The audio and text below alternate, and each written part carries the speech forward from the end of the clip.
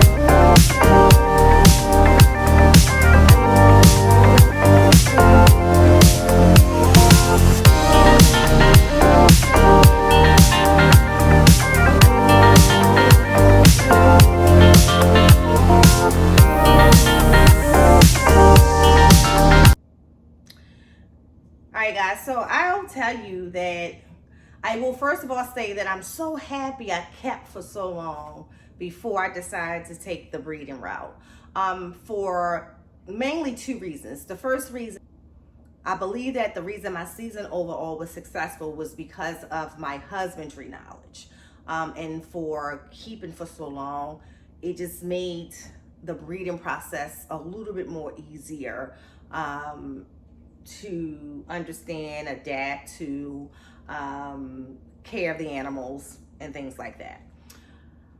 I will say I was concerned of what would the breeding experience give me? What would I feel about it, right? I have to be honest with that because I have kept for so long, and I've also had reservations on how animals should be kept on a breeding cycle, as well. So I will say that I am happy to announce that I feel the same. Like I feel still like the super keeper, and just graduate into breeding, and at someday definitely would love to consider myself a super breeder if that's a thing, right? But overall, my season has been fantastic. I honestly cannot complain. Clutch number one was the unexpected breeding of themselves of the Motley Golden Child Sunfire Het Albino, which we now know is 100% had white face albino, which was a surprise, but super dope surprise, because if not that, this baby girl right here that I actually chose, even though she's not with me anymore, she was purchased at the last show I did. She was an example of what that combo created amongst all of the other combos that came out. I mean, it was amazing. We chose her for the sign, although she's not my absolute favorite in that clutch.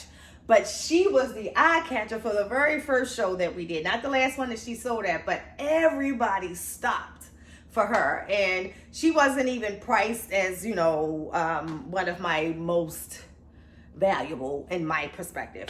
Anyway, but it definitely changed me after that first show, my perspective on her value. And it also made me say, hey, she's the one that we want to use for long-term purposes, to represent that first clutch and to represent Lady Tiz Exotics on that Retic Lady Python side.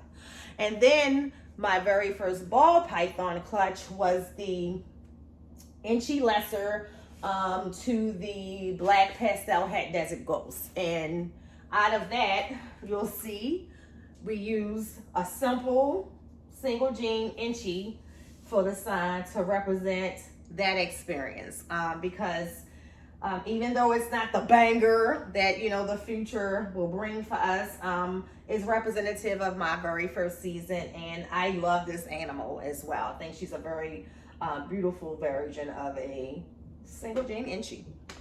And all of them were Het Desert Ghosts.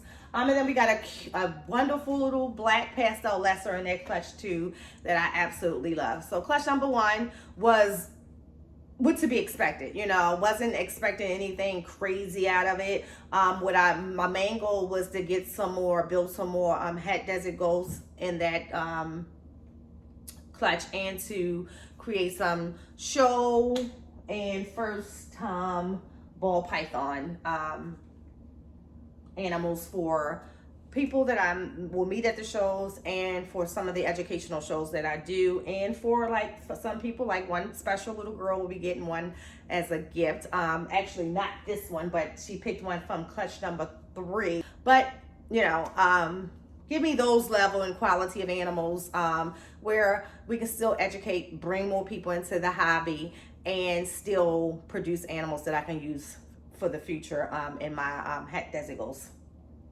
and in my Desert Ghost projects. Especially, it was important because a lot of my visual Desert Ghosts, male and female, are going to be ready to breed this upcoming season. Some I'm actually are ready now. I'm just holding out for right now. And I'm okay if, you know, I miss it. I just want to hold out for right now to create a wonderful balance for what we're doing over here. So clutch number 2, I'm confused, clutch number 2, I'm sure that was Canaan. Clutch number 2 was, yes, it was, the ball python clutch number 2, but clutch number 3. That's the best way to do it.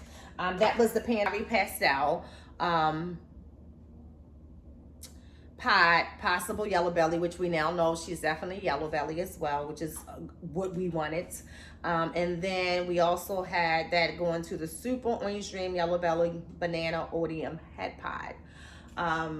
The cool thing is that we didn't get any all white snakes in that clutch, which I didn't want in that clutch, but what I did want is some of those odium combos, which I did get, and I'm gonna show y'all just, you know, real quickly a couple of my favorite from that clutch. So, hey there, buddy. Sorry. So he's going into shed right now, but he is the banana orange dream yellow belly odium pod. And I love this boy. I wish it was a girl, because Dad can give me all, he's the provider of most of the genetics in here. So I wish it definitely was a girl, but I'm keeping it, even though it's a boy. He's beautiful, and I definitely want to try to put some darker genes to him to see, you know, how we can just put more contrast into him. And I also want to see what the odium does with future parents. So I'm really, really interested in really working the odium and the collection to kind of just continue to figure it out. And a couple other people are working it too, and just letting them share with me what they're doing and getting to see what they're doing, just so we can just kind of see what kind of patterns is created in different combos. But for the most part, we all assume that it's polygenic, and I just like it because it produced some super dope animals. So odium is definitely something that I will continue to work with in a lot of the combos. And then the other one is this little Huffy Muffy. Hold on. Listen, she already puffing. So I never get fussed at by retakes. I only get Huffy ball pythons. So this little beautiful orange dream girl, not sure if she has the copy of odium. We do believe that she's yellow belly, but I just love her colors. She's super, super dope, and definitely holding her bag, even though she's mean as whack. She knows it too. She's mean as whack. I handle a lot now just to kind of calm her down. But other than KG Batman Makers, he sent me, this is the meanest ball python I ever had. So we're gonna put a little meanie weenie back. All right. And then another one in that clutch that I really, really loved is the OD Yellow Belly Pie. We don't think that this one got odium at all. So we're just gonna, but I'm keeping her for sure. But she's just a super beautiful animal as well. Love that brightness in her. So yeah, so that was just some cool ones. I mean, got several cool ones out of that clutch, out of clutch number, well, Python clutch number 2, but season clutch number 3. Then after that, we had clutch number 4. So clutch number 4 was the Inchy Champagne to a Leopard Orange Dream Calico 66% Het Desert Ghost. And I just love every animal that came out of that clutch. It's a cool clutch. The Shiker, when I talked about earlier, my very first clutch, which was the Inchy Lesser, the mom was sold to me as a passed out Inchy Lesser, which I wanted her to be passed out Inchy Lesser, but we determined that she was only Inchy Lesser.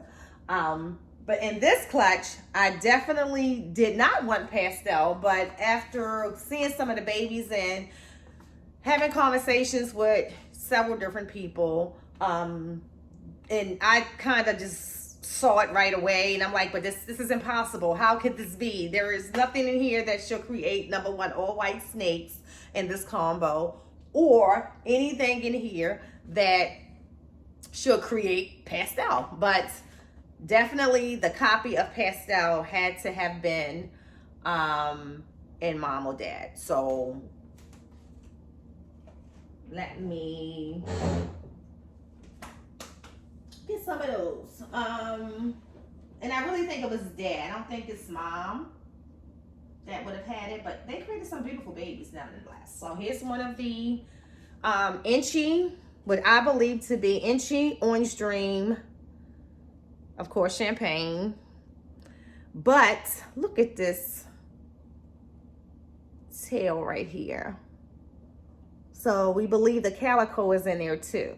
If you can look at the tip of that tail, and she's the only Champagne that has that on the tip. So we're assuming that that's the calico in her. Dad also had leopard in him, but I believe I see the Champagne, definitely the Orange Dream, the Inchy. But the kicker was, I also got all white snakes in this clutch. So I'm going to show you one of those. And that was the how in the heck could this be scenario that came about. All right, so let's get, so here's one of them.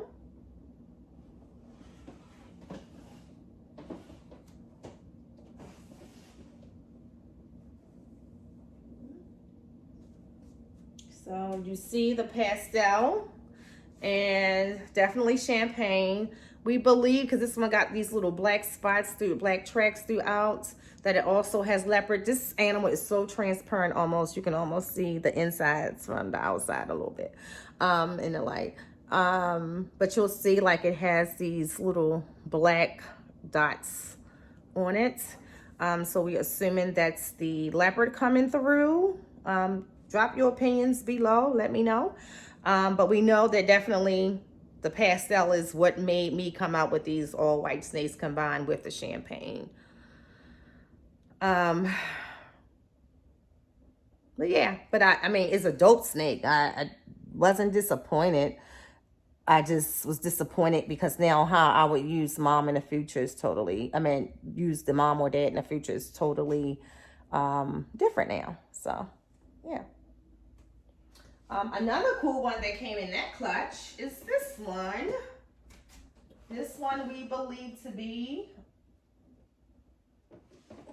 come down top. Hey, buddy. Hey, buddy. This is a beautiful, this one is definitely pastel, Orange Dream.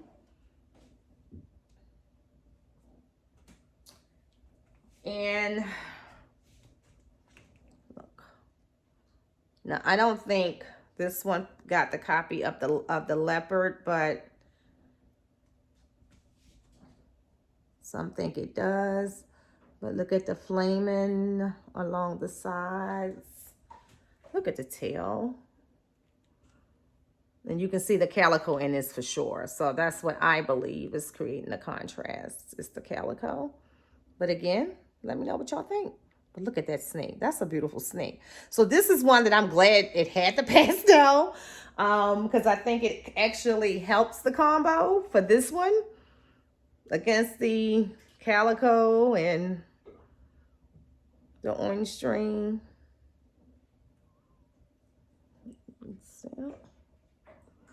But yeah, that was another one that came out of that clutch. And then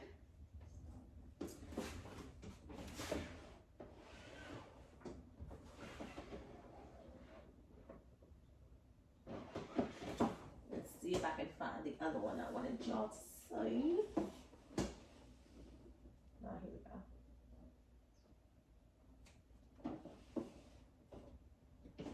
And here's two that comes out of that same clutch. Beautiful snakes. Now, both we believe to have pastel. Both we believe to have, I'm sorry, one we believe to have pastel. Both we believe to, one we believe to have orange string, which is this one. And then this one we think is just leopard and calico and pastel. And this one we believe is pastel orange string. An inchy. But two beautiful animals. Same clutch though. Same clutch. I really love this one. I love this one. And they look different every time they shed. We get a whole different contrast on them. So definitely holding both of them back even though they're males, because I want to keep as much leopard in my collection as I possibly can for my future projects. I definitely plan on using leopard with blackhead a lot in some of my DG projects. So clutch number 5 was the Ivory Pastel Paz Het Pied and the Blackhead Yellow Belly Gravel. And I was hoping that the dad would prove out gravel this go around, but that didn't happen. But we got some amazing looking